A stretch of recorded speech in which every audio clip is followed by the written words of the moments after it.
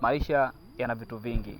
Hasa katika maisha ukiwa kama binadamu mpambanaji, utapitia changamoto nyingi, vitu vingi ambavyo vitakuletea vikwazo ili mradi usitoke kimaisha. Ukiwa kama kijana hutakiwi kukata tamaa. Ukiwa kama kijana hutakiwi kufikiria fikra potofu, kudhulumu, kuiba. Ni vitu ambavyo haviwezekani katika maisha na vitu ambavyo havipendezi katika jamii. Unapokuwa na tabia mbaya, jamii inakuangalia vibaya. Na pia unapokuwa na tabia nzuri, jamii pia itakuangalia vizuri na utakuwa mfano wa kuigwa. Ukiwa kama kijana unaweza ukakipambania kitu ambacho kinaweza kukupa faida na power katika utafutaji ni ule ambao unatafuta riziki za halali ukiwa mwenyewe unajipambania kwa biashara ndogo ndogo, kujuana na watu aina mbalimbali, connection ndogo ndogo. Na connection inaanza na kutokana na uaminifu.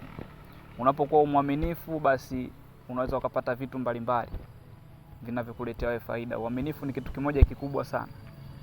Sasa ukiwa kama kijana, ukiwa sio mwaminifu, una tabia za ovyo, basi unaweza ukajikuta unapoteza taswira nzuri katika jamii. Sasa ili uendane katika jamii, upate vitu ambavyo vinatakiwa kukujenga, unatakiwa kwanza upate spirit ambayo utakuwa unaendesha maisha yako. Maisha yako unaendesha vipi ukiwa kama kijana? Hautakiwi kukata tamaa.